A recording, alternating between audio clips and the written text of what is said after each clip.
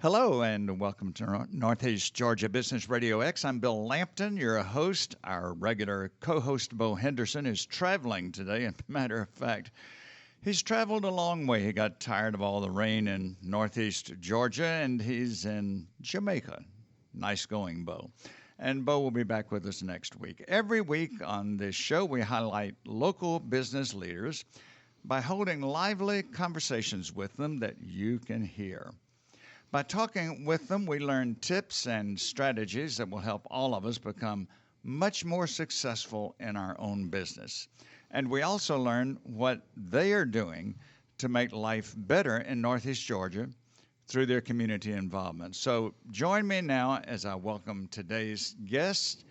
First, Gunnery Sergeant John Hurlock, United States Marine Corps. Let's salute Sergeant Hurlock. Hello, Sergeant, and welcome on this show. Hey, good afternoon, and thank you for having me. Tell us, please, how you got interested in the military and a career in the military. For me, I was working retail down in Douglasville. I'm not going to name the stores, but basically it was a future I didn't want for myself. I wanted a little bit more adventure, a bit more opportunity. That led me to looking into the military branches and eventually settling on the Marine Corps. It's been 12 years since I've been in. I'm a trained, certified air traffic controller. Been around the world a couple of times, and now they've got me back out here in Georgia recruiting. And you don't miss the stores in Douglasville? Definitely not. Okay. Well, let's talk about the recruiting side. Why is it a person in their late teens, early 20s would want to think about going into the Marine Corps? You had your reasons. What are some other reasons possibly? Honestly, I don't have enough time here to go into all the detail about what it can do to benefit someone's life or their future. Basically, someone coming out of high school, in my opinion, there is nothing better they can do to set themselves up for a successful future than consider military service, whichever branch, but in my opinion, because I'm biased, obviously the Marine Corps. And why is that the case? Why do you think it is such a good choice? So going the traditional route of into college straight from high school, there's a lot of financial investment in that. There's the sunk cost fallacy of maybe 2 years into it, you decide you don't want to do this career anymore, but you've already spent 2 years working towards the degree. And probably $10,000 to $20,000 in debt, maybe. Exactly. Going through the Marine Corps, not only are you getting practical experience, training certifications that are going to transfer out to the civilian sector, but you're also getting your college paid for by the Marine Corps. So it's kind of the 2-for-1 deal there, and you're learning and developing as an individual, as a leader, and having some experiences and some, seeing some things that otherwise you wouldn't be able to see. It's very interesting. I have a friend of my daughter's who recently enlisted in the armed services. And for as long as I've known this young man, he's been rather aimless and I guess I could say disoriented. But a few weeks ago, he decided to join the armed services. And everyone who knows him knows that that was a good decision for him because I think I heard a joke one time about somebody who said they were going into the military, but they said, but I'm not a morning person. Yes. You don't have those choices anymore, Oh, no. do you? I'm a morning person by profession, not by choice. And so the discipline and I suppose teamwork has a lot to do with what you learn that's so valuable to you, whether you stay in the armed services or you go into business. Teamwork is something it's ingrained in what you do. Definitely. It's not just the teamwork, it's the leadership as well. So with the Marine Corps, we start out pretty small as far as you're responsible for yourself, maybe 1 or 2 Marines around you. But then as you promote up through rank, through experience, that scope of responsibility starts growing until, depending on what job you're doing within the Marine Corps, you could have a 19, 20-year-old Lance Corporal who's responsible for $40 or $50 million worth of equipment. That's pretty challenging right there. Definitely. Well, what are the qualifications someone needs, say, some young person wants to join, what is required? What do they have to go through? Okay. So a permanent resident or United States citizen with, at the very least, a GED. It's a lot easier to get in with a high school diploma. Minimal police involvement is always preferred. You need to be in basic good health. So physically, the requirements to go to boot camp have to be able to run 1.5 miles in 13 minutes, do a minimum of 5 pull-ups, and a minimum of 55 crunches inside of 2 minutes. So, but like I said, basically between 17 and 29 years old, with that high school diploma or at the very least a GED. So what if a person's in their 30s? They can't do this? If they've got prior service, there's usually a way we can work the system. Otherwise, beyond 29, with the physical strain of the Marine Corps, it is difficult to get in. There is a waiver process, but it's pretty rigorous just to make sure that we're not putting someone in that is putting themselves in a position where they might get injured unnecessarily. One thing I'm not sure about, once a person enlists, is there any out for them, or once they've made that decision, they're in for how long? So once you set foot on Parris Island, on those yellow footprints, it's 4 years. That is the minimum contractual obligation that you have. There are opportunities for early release, but typically that 4 years is what you're going to do. And it's just a matter of, if you don't like what you do, make the most of it. Use some of the opportunities you have there to set yourself up for what you're going to do next. We were talking a few minutes ago about the financial advantages. I would guess that's something that progresses. It's not all that great at first, but as you move up in rank, and from what I can understand, after, 20 years or so, you would have a pretty substantial retirement plan. Definitely. So starting out, the pay, you hear a lot of the time that the military doesn't get paid much. And I'm not going to say that's true, because it's not. But when you factor in the allowances and the benefits, such as the healthcare, the housing, food, travel, yes, everything else that comes into it, the money we get less, is that's your money to spend. So you don't have those basic cost of living expenses, and that leaves a lot more money in the Marine's pocket at the end of the week. As you do progress through, as you get married, as there's children that come along, there are benefits, there are allowances that cover for them and provide housing and such for those dependents. We talked about teamwork, and you talked about the fact that from the outset you're responsible for some very expensive equipment, and as you increase in rank, you're responsible for others as well. So not only teamwork, you learn leadership. Definitely. So I started out as, in my first contract within the Marine Corps, I was a motor transport operator, so pretty much driving vehicles. I started out, I was responsible for my vehicle and whatever got loaded on it, or whoever I was carrying. When I re-enlisted, I changed jobs into air traffic control. So now, as an air traffic controller, I'm responsible for an aircraft being guided into the runways in inclement weather, which that's a lot of pressure, that's a lot of stress there. As I moved up, as I picked up rank, I became a crew chief.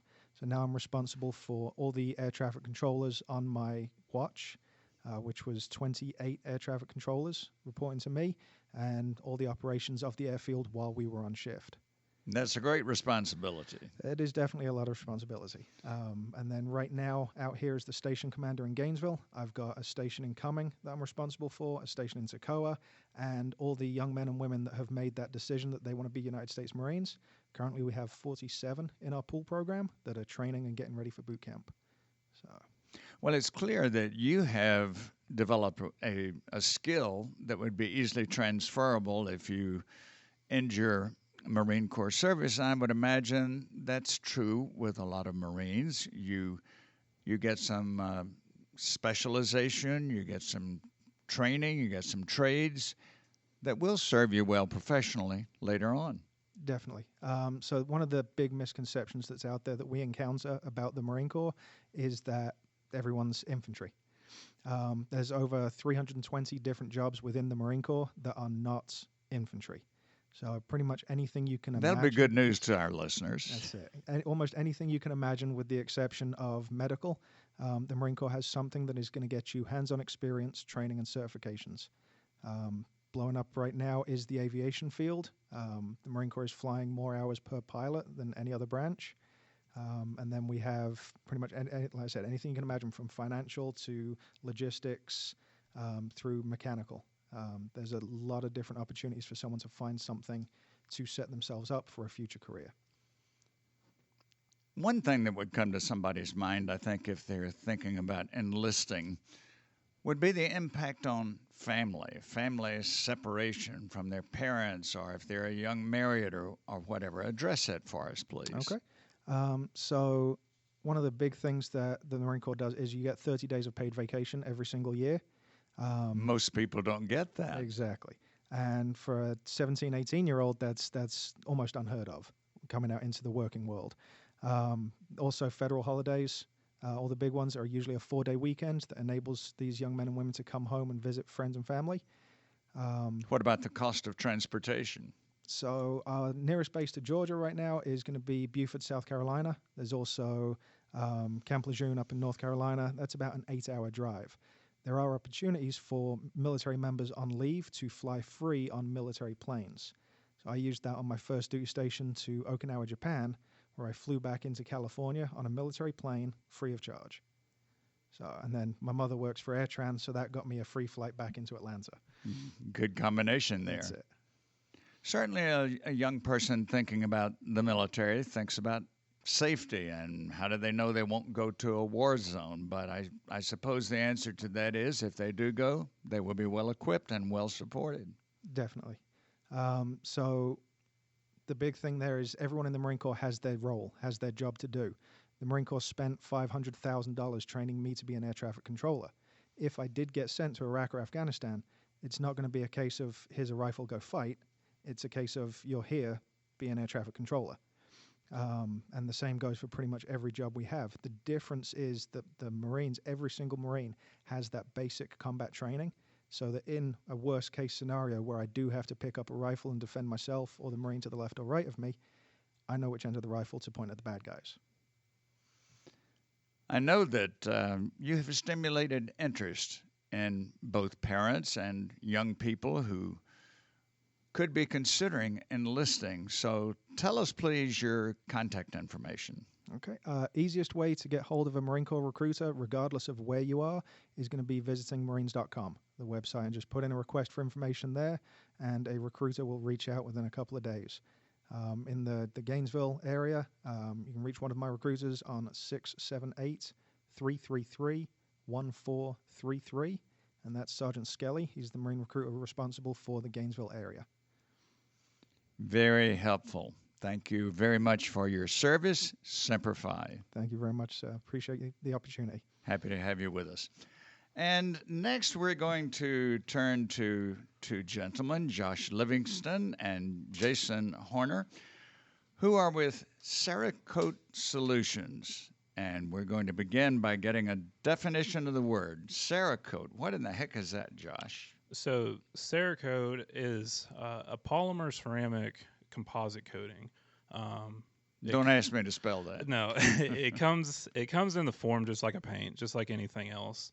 The easiest way to explain it is, if you've ever heard of powder coating, which is kind of a big thing in machine shops and automotive world, it's the same process to an extent, except we don't use the whole electrolysis part of it. So the process is still the same there.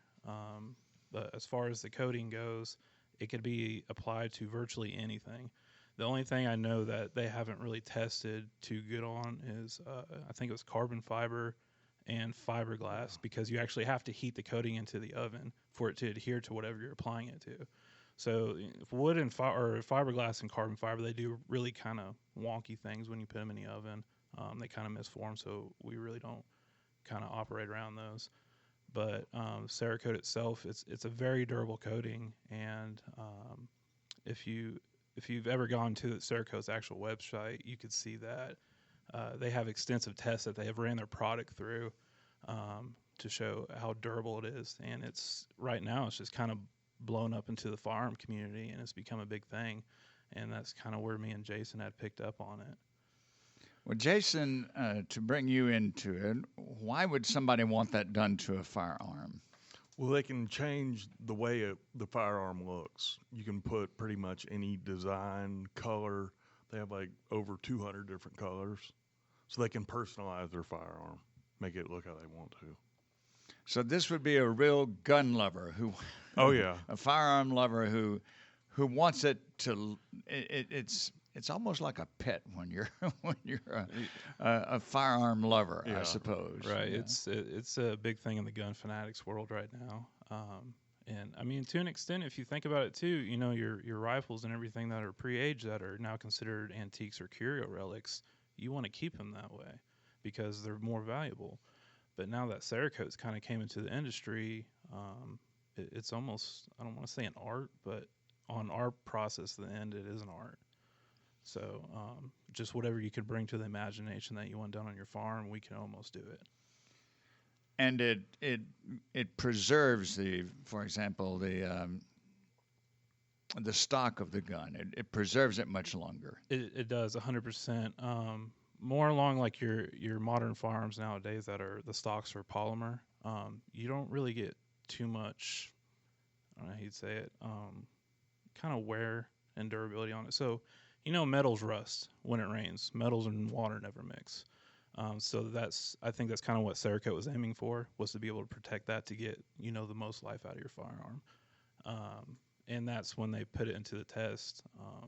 They have videos, they show extensive tests that they put against other, I'm not going to name them, paint coatings that are in the market. They put their product up against Cerakote, and Cerakote actually took it into an extent of putting their product through a torture test against these others. So like one, for example, was they have this, it's kind of like a big box, but they call it a salt bath. And they had 13 other different manufactured paints that they had stuck in there, and they just sprayed it on like a piece of metal. And they went through an extensive test through all these with, it's a concentration of like 5% salt. And then it's at like 95 degrees Fahrenheit, I think. But they continually ran it over and over and over.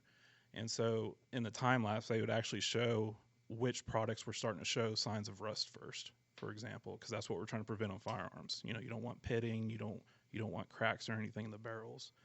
So within like the first 24 to 48 hours, I think 10 of those companies failed with rust showing up. And Cerakote came to, I want to say it was 2,000, a little over 2,000 hours before the first sign of rust actually showed.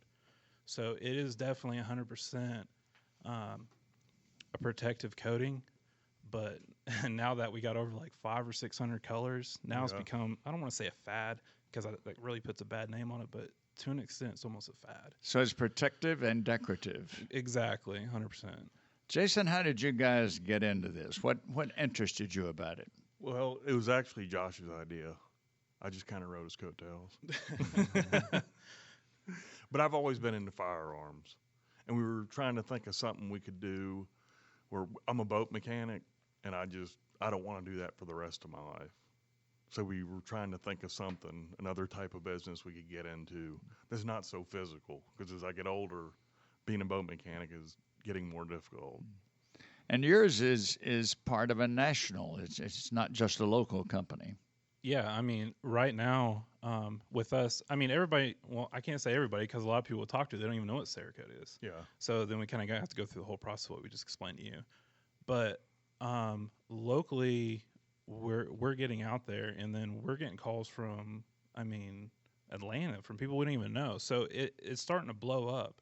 And, I mean, it's good on our end. So, I mean, with our goal and the ultimate future, hopefully kind of what we're looking at is taking over the state of Georgia and then to the surrounding states. Because, like Jason said, you know, he's kind of in the process with his age and stuff. He's ready to retire. And I think we're just ready to work for ourselves. I know we've got some gun owners out there who are thinking, this all sounds good. It'll take care of my firearm. It will make it look more attractive and decorative, but what cost is involved? So the cost, it depends on everything that you're wanting a gun to get done. So let's say for a handgun, for instance, for just one single basic color, if a person's just like, hey, I don't care what the color is, or just choose something that you have in stock, I just want my gun protected, it's going to run you $225. Now, And that's guaranteed protection for how long? that's guaranteed. Me and Jace, we're still working on the warranty.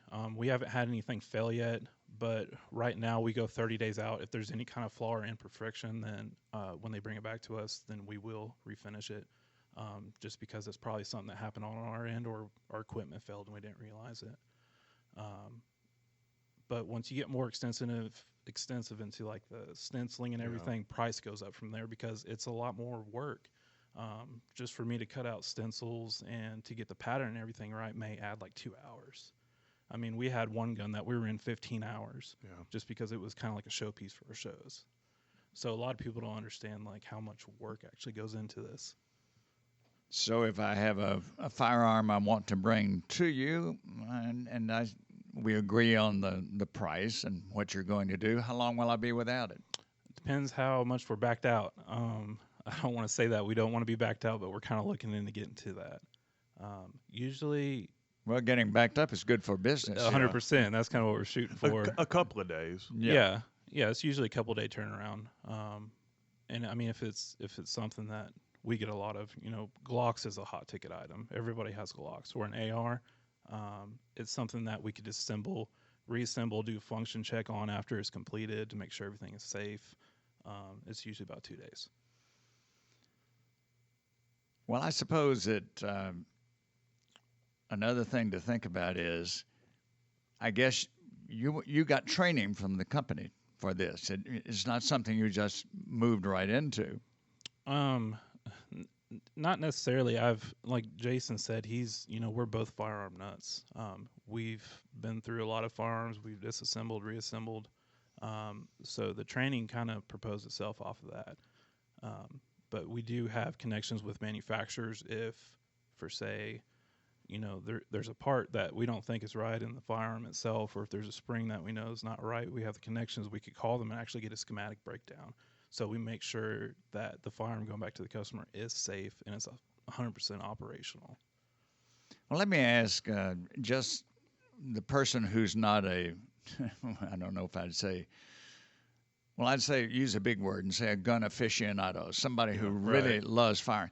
But say the average homeowner who is not that devoted to hunting or anything else, where they use their firearm a lot, they just have it at home for protection. Would they still want your services? I mean, it's completely up to them. If they're tired of looking at the same old gun that they've had for 14 years or something, want to change it up, then yes. But I mean, we've had a lot of hunters this year that actually have come in to us just to get a coating, because the last guy we did, he hunted mostly this last season. It's been all in the rain, and so that's what he was worried about. And also the homeowners, they're not going to shoot their gun a lot, probably. Yeah. So yes, it's going to sit in a closet for years. Or in a desk drawer or something. And they're not going to oil it, probably. So if it's Cerakoted, you're not going to have to worry about rust. Right. Because that's the main thing that will ruin a firearm is rust. I notice that you're a licensed FFL. What is that? So the FFL, it stands for Federal Firearms License. And for me and Jason to be able to do this work, we had to actually apply for it to get it. So that's a whole process through the ATF. Me and Jason, we kind of came into this thinking that this was going to be an easy startup company. And I did more research into it and found out that we had to have this. And if we didn't have it, we'd be in big trouble. So that was, 3 or 4 month process that we had to actually apply and send it to the ATF. And then an ATF investigator had to come out and do an interview with us. And then it was like 4 weeks after, 4 weeks after the interview, they declared if we actually got the FFL or not. It's interesting. We've hosted many entrepreneurs on this program, and I don't remember any of them saying they had an easy startup. No. We thought it was going to be real easy. Yeah, and it turned out to be about an 8th-month headache. Yeah. Well, I heard a saying long ago, anything done by an expert looks easy. Yeah. That's true. Yeah. But it may not be easy.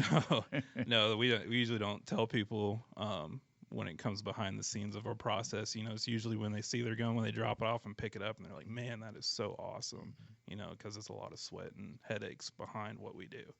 Well, getting back to, you said one of your goals is to, I suppose, become the company of your niche in Georgia. In what ways would you expand? Geographically, you'd have different locations or what? Well, we'd like to get busy enough to have a storefront. Yeah, 100%. And that was like another thing me and Jason have been looking into. Once you get a storefront with what we're doing, it brings in all kinds of different regulations with the city. So walk-in traffic too. Yeah, 100%. And when it comes to painting, if we get a storefront, then we're going to have to get flame-proof fans. OSHA is going to get involved. Yeah. Permits, everything comes into it. So it's a step-by-step baby process for us right now, but we're working towards it. We'd like to get big enough that we need a storefront. Yeah. Yep.